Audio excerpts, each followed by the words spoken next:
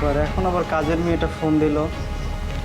Sir আমার যা করার ছিল আমি সবকিছু করে দিচ্ছি, আপনি শুধু চুপচাপ দেখেন যে আজকে কি হয়। স্যার প্লিজ একটা কথাও বলবেন না, শুধু দেখেন যে কি হয়। আচ্ছা ঠিক।